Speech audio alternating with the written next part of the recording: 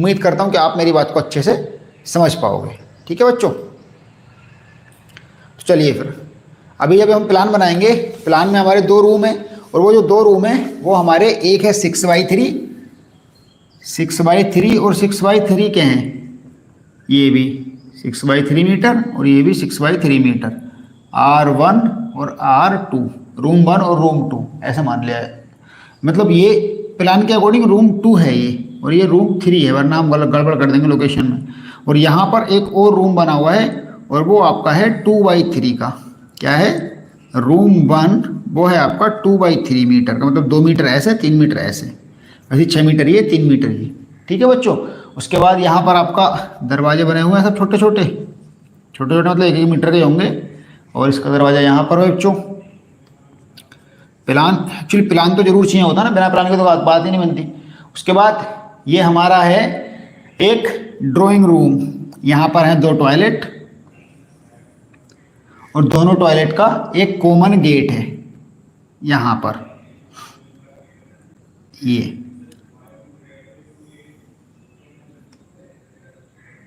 ये ऐसे करके। ठीक है, अब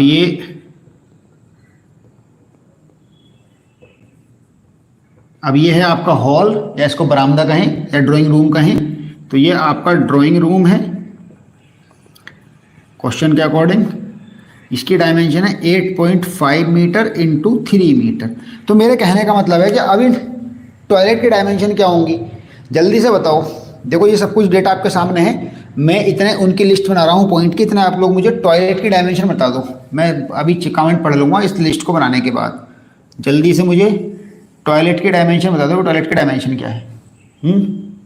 देखिए सबसे पहले जो लोकेशन लगी हुई है वो आपकी लोकेशन, और यहाँ पर फिर जो लगेंगे लाइट के बाद फिर हमारे पास फ़ैन है, और फिर लाइट के बाद फ़ैन, और फैन के बाद क्या है 5 एम्पियर सॉकेट और 15 ampere socket. Light, fan, 5 ampere और 15 एम्पियर, बस इतना ही काफ़ी है। तो पहली लोकेशन में हमारा ड्राइंग रूम है, drawing room location, light, fan, 5 ampere socket और 15 एम्पियर सॉकेट। ठीक है भैया, जल्दी से लगा दो। ड्राइंग रूम में जो लगा है बच्चों वो एक बल्ब लगा है, एक पंखा लगा है, एक 5 एम्पियर का सॉकेट लगा है और एक 15 एम्पियर का सॉकेट लगा है। ठीक, उसके बाद रूम 1 में जो लगे हैं, दूसरी लोकेशन है R1, इसमें 2 लाइट लगी हैं, एक फ़ैन लगा है, एक 5 एम्पियर का सॉकेट लगा है और एक 15 एम्पियर का सॉकेट लगा है। उसके बाद तीसरी लोकेशन है R2, वहाँ पर क्या है कि वहाँ पर आपका 4 लाइट हैं, 2 पंखे, क्योंकि बड़े बड़े कमरे हैं ना, 4 लाइट 2 पंखे, एक 5 एम्पियर का सॉकेट, कोई 15 एम्पियर का सॉकेट नहीं। वैसे ही R3 की कहानी है 4 नंबर पे। R3 में 4 बल्ब, 2 पंखे, एक 5 एम्पियर का सॉकेट, कोई 15 एम्पियर का सॉकेट नहीं। उसके बाद बचे हमारे पास क्या बचा, हमारे पास बस वॉशरूम 1 और वॉशरूम 2।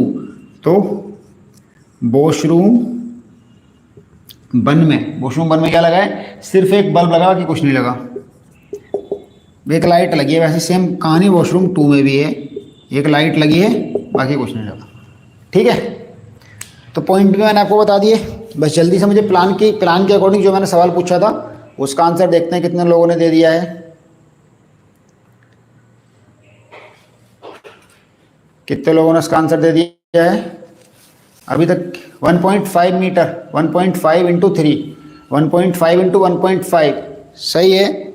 सबका आंसर सही है बच्चों, परेशान मत हो। मतलब अगर एक की बात करेंगे तो ये 1.5 इंटू 1.5 की हो जाएगी, और ये 1.5 इंटू 1.5, और ये टोटल चेक करेंगे हम अगर, तो ये 3 मीटर है। तो अगर दोनों का एक साथ डायमेंशन लिखेंगे तो हमारे पास 1.5 इंटू 3 मीटर हो जाएगा। कैसे पता लगा? 2 मीटर ये 6 और 6 12 मीटर टोटल है, 2 मीटर ये खत्म हुआ, 8 और 2 10 और एक ये 11 है ना, सॉरी 8 और 2 10 और 0.5 10.5 हो गया। तो हमारे पास 1.5 बचा, जिससे कि हमारा 12 मीटर पूरा हो गया है। ठीक, बताइए बच्चों, कोई दिक्कत? यहां तक पूरा समझ में आया ना? अगर यहां तक पूरा समझ में आया है तो जल्दी से अब हम अभी देखो, मैं आपको कुछ क्वेश्चन ओरल समझा रहा हूँ। क्या होता है ओरल में? मतलब वही जो हम लोग बोलते हैं ना कि मतलब अजप्शंस क्या होते हैं। तो अब क्वेश्चन को करने का तरीका, जल्दी से पेन कॉपी लेके बैठो तुरंत। इसको देखो आधे घंटे के अंदर ये पूरा क्वेश्चन करा देंगे आपको। पेन कॉपी लेके बैठो। क्वेश्चन में दिया था कि इसकी हाइट जो है वो 4 मीटर, छत की हाइट। तो आगे लिखिए, अजप्शन लिखिए कि छत की हाइट 4 मीटर है। उसके बाद दूसरा अजप्शन लिखिए कि माना वायरिंग का HR फर्श से 3 मीटर ऊपर है। क्यों? क्योंकि मैंने कहा था कि जब 3 मीटर से ज़्यादा हाइट होती है तो HR को भी बढ़ा देते हैं हम लोग। तो यहाँ पर वायरिंग का जो HR है वो हमारा 3 मीटर हो जाएगा। लेकिन समझने लायक बात यहाँ पर यह है कि अगला पॉइंट आपको ये लिखना है कि सभी लाइट पॉइंट जो हैं, सभी लाइट पॉइंट वो आपके फर्श से 2.5 मीटर ऊपर लगाए हुए हैं। तो लॉजिकल बात अगर सोचे तो यहाँ पर यह है कि जब HR तो हमारा 3 मीटर है और बल्ब लगे हैं सब लाइट पॉइंट के रूप में, यहाँ सब बल्ब लगेंगे। तो HR है हमारा 3 मीटर और बल्ब लगे हैं हमारे पास 2.5 पर। तो याद रखिएगा HR से आधा मीटर नीचे आना पड़ेगा बल्ब लगाने के लिए। HR से आधा मीटर नीचे आके बल्ब लगेगा। समझ रहे हो बात कि नहीं? तो इसीलिए सिंगल लाइन डायग्राम में इस बात का जिक्र आएगा। उसके बाद आप लोड कैलकुलेट कर लीजिए। जब आप लोड कैलकुलेट करेंगे तो इन सब का पता ही है, लोड कैलकुलेट करते समय लाइट फैन सर्किट का लोड अलग कैलकुलेट करिए, पावर सर्किट का लोड अलग कैलकुलेट करिए, क्योंकि इनके दोनों के अलग अलग लोड कैलकुलेट करते हैं। लेकिन मेन स्विच और डीबी के लिए दोनों के लोड को आपस में जोड़ लीजिए। ठीक है? उसके बाद इस क्वेश्चन को मैं आपको आज पक्का पूरा करके भेजूंगा। मतलब यहाँ पर तो सिर्फ सिंगल लाइन डायग्राम और वायरिंग प्लान बनाएंगे, लेकिन उसके बाद मैं आपको इस क्वेश्चन को पूरा करके भेज दूंगा शाम तक 100% हर कंडीशन में। ठीक? तो लोड कैलकुलेट कर लीजिए और लोड कैलकुलेट करके पॉइंट, पहले पॉइंट गिन लेते हैं लाइट फैन सर्किट के। 1 2 3 4 5 6 7 8 9 10 11 12 13 14 15 16 17 18 19 20 21 22 23 23 पॉइंट्स हैं सारे के सारे। फिर से गिन लेते हैं 1 2 3 4 5 6 7 8 9 10 11 12 13 14 15 16 17 18 19 20 21 22 23। तो ये जो हमारे पॉइंट्स हुए, ये हमारे यहाँ पर कितने पॉइंट्स हुए बच्चों? तो आप यहाँ से मेरी बात को समझ गए होंगे कि यहाँ पर जो हमारे पॉइंट्स हुए वो हुए 23 सारे के सारे। अच्छा, विंडो है यहाँ, सॉरी बच्चों मैं प्लान में ये भूल गया, विंडो है यहाँ पर लगी हुई और विंडो यहाँ पर बहुत मैटर करेगी। वैसे तो विंडो कोई ज़्यादा खास मैटर करेगी नहीं, क्योंकि विंडो से हमको कोई लेना देना होता नहीं है ना। लेकिन फिर भी आप लोगों के लिए विंडो है यहाँ पर, तो उस विंडो को मैं जरूर बना दूंगा। ठीक है? तो ये जो विंडो बनी हुई है, इन विंडोज़ को मैं आपको पहना देता हूँ पहले कि यहाँ पर हर रूम में एक एक विंडो है। जैसे कि एक विंडो यहाँ पर है, रूम इसमें, तो ये एक W बना हुआ था, प्लान में ऐसे करके बना हुआ था। ठीक? जिस बच्चे ने भी प्लान भेजा था उसमें ऐसे करके बना हुआ था।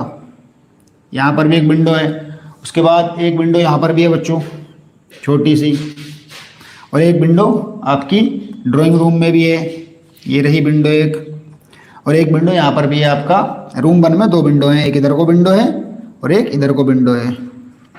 ठीक? ये हमारी इतनी विंडोज है। अब ये जो विंडो की कहानी है, तो इतनी हमारी विंडोज हो गई, ये सारी की सारी हमारी विंडोज हो गई। तो विंडोज़ के वजह से कोई ज़्यादा खास फर्क पड़ेगा नहीं किसी भी चीज़ से, आपको इसमें परेशान होने की कोई बात नहीं है। विंडो का मतलब कोई भी किसी भी प्रकार का मुश्किल से ही असर होगा, विंडो को ज़्यादा खास असर नहीं पड़ेगा क्वेश्चन पे हमारे। क्योंकि हमको तो देखो अभी मैं आपको समझाऊंगा, ये विंडो के साथ ही मैं प्लान बनाऊंगा पूरा का पूरा। ठीक है? ये जो प्लान बनेगा विंडो के साथ ही बनाएंगे। ठीक है? चलिए अब आगे, जब टोटल पॉइंट 23 हो गए लाइट फैन के, तो और टोटल लोड देख लीजिए आप। टोटल लोड कितना है जल्दी बताओ एकदम बच्चों, एकदम कैलकुलेट किया करो यार, सवाल थोड़ा जल्दी किया करो। सुस्त और आधे से ज़्यादा तुम लोग मजा ले रहे हो, मतलब कि पता ही नहीं है, पढ़ाई को सीरियसली ले रहे हो। कॉपी पेन सब चीज़ लेके बैठा करो और हाथों हाथ कैलकुलेट किया करो चीज़ों को। जीवन में मुझे सवाल करता हुआ देख के कभी सवाल नहीं सीख पाओगे जब तक कि खुद सवाल को नहीं करोगे। जितना मर्जी उतनी कोशिश कर लो, मुझे देखते रहो, कभी सवाल नहीं आएगा कभी भी। अगर सवाल को लाना है, सवाल को सीखना है, तो आपको सवाल खुद करना पड़ेगा, तभी सवाल आ सकता है बस। Otherwise there is no other way to learn this questions. सिर्फ आपको प्रैक्टिस करनी पड़ेगी। तो बताओ जल्दी से, टोटल पॉइंट होगा 23, टोटल लोड कितना हुआ जिससे कि हम अपने सर्किट का डिटर्मिनेशन कर सकें। टोटल लोड सिर्फ लाइट फैन का बताना,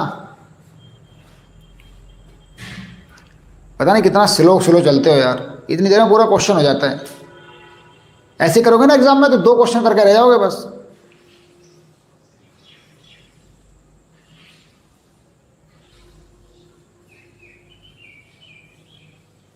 अगर इतना धीरे काम करोगे एग्जाम में तो बिल्कुल नहीं होगा कुछ भी। 1780 वाट लोड आया है, ऐसा कहना है आस्था मिश्रा का।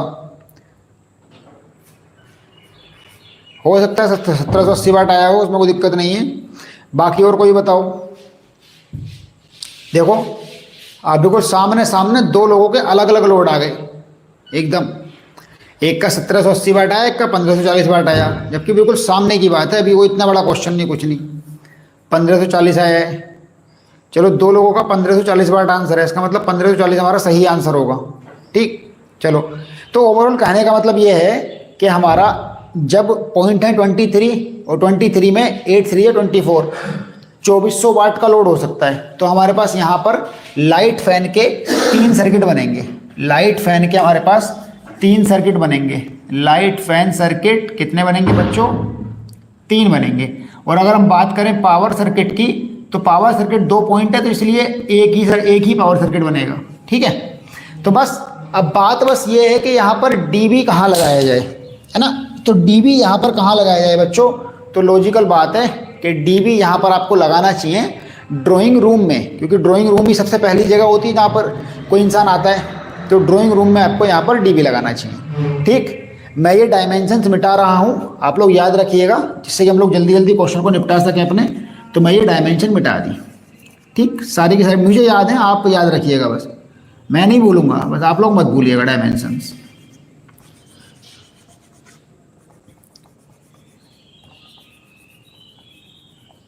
ऐसे है प्लान।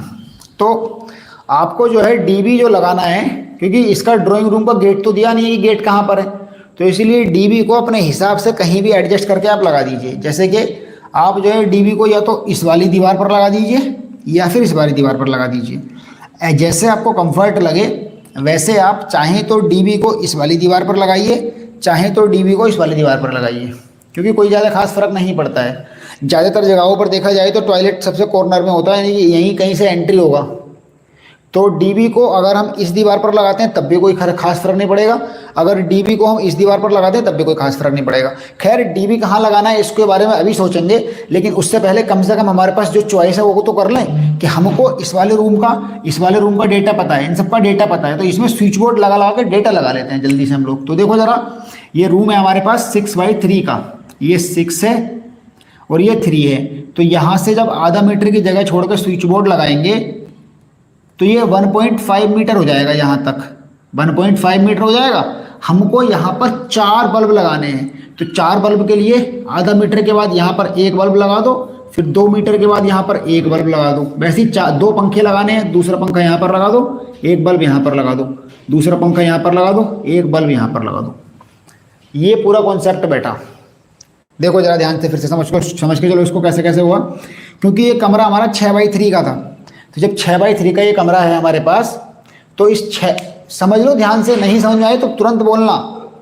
फिर से मैं बता रहा हूँ कि ये कमरा हमारे पास 6/3 का कमरा था। तो 6/3 के कमरे में क्या हुआ कि ये 3 और ये 6 ऐसे ही होगा, नहीं होगा 6/3 का कमरा, ये 3 और ये 6, ये हो गया आपका 6/3। तो अब क्या है कि 1 मीटर का दरवाज़ा होता है, अजब समय लिख दिया करो दरवाज़ा 1 मीटर का है। तो उसके बाद जब 1 मीटर का दरवाज़ा हो गया, आधा मीटर की जगह छोड़ के हमने लगा दिया अपना ये स्विच बोर्ड। नंबर मत डालना, अभी नंबर बाद में डालेंगे उसके हिसाब से सर्किट जब बांटेंगे। तो उसके बाद फिर हमको यहाँ पर 4 बल्ब लगाने हैं। तो 4 बल्ब मतलब जैसे मान लो कि ये 6 मीटर की लाइन है, तो यहाँ से 2 मीटर पर 1 लग गया, यहाँ से 2 मीटर पर 1 लग गया, सेम कहानी इधर को लग गई। तो यहाँ से 1.5 मीटर तो आ गए थे, आधा मीटर और चल के बल्ब लगा दिया B1, फिर पूरे 2 मीटर चल के बल्ब लगा दिया B2।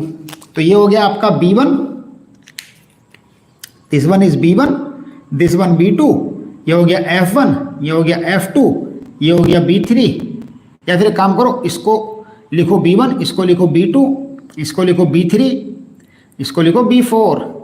ठीक है, अब सेम कहानी हमको करनी है रूम नंबर 3 में फॉलो।